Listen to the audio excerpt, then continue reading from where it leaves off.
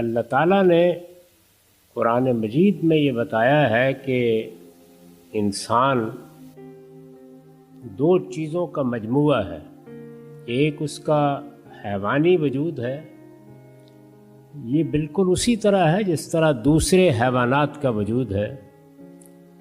یہ حیوانی وجود ایک قالب ہے، اس کو آپ سادہ لفظوں میں جسم کہہ سکتے ہیں، لیکن یہ زندہ ہستی اسی زمین سے پیدا کی گئی۔ اور قرآن نے یہ بات بھی واضح کر دی ہے کہ سمندروں کے کنارے جو دلدل سی بن جاتی ہے وہاں سے ابتدا ہوئی اور پھر کئی صدیوں کے مراحل سے گزرنے کے بعد وہ حیوانی وجود پایہ تکمیل کو پہنچا۔ قرآن نے ایک لفظ استعمال کیا ہے کہ کئی مرحلوں میں ہم نے اس کا تسویہ کیا۔ جیسے آپ ایک چیز بناتے ہیں تو پہلے اس کو آپ ایک صورت دے دیتے ہیں اور پھر آہستہ آہستہ اس کی تزئین کرتے ہیں۔ جیسے گھر بناتے ہیں تو ایک گرے اسٹرکچر کھڑا ہو جاتا ہے، اس کے بعد آپ اس میں کہیں پتھر لگا رہے ہیں اور کہیں قالین بچھا رہے ہیں۔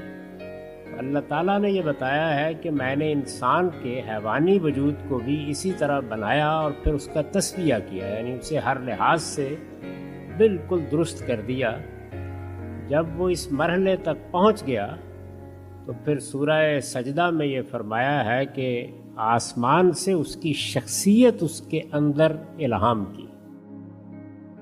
اس طرح انسان اپنے جسم یا اپنے قالب کے لحاظ سے ایک زمینی ہستی ہے اور اسی طرح بنا ہے جس طرح کے دوسرے جانور پیدا ہوئے ہیں، لیکن انسانوں کی جو نسل اس وقت موجود تھی اور اس کے حیوانی وجود کے بے شمار نمونے پیدا ہو چکے تھے، ان میں سے دو کا انتخاب کر کے انہیں انسانی شخصیت دی گئی۔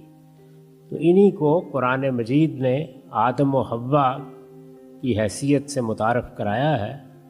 حوا کا نام تو قرآن میں نہیں آیا، لیکن ان کی شخصیت کا تعارف قرآن میں کرا دیا ہے۔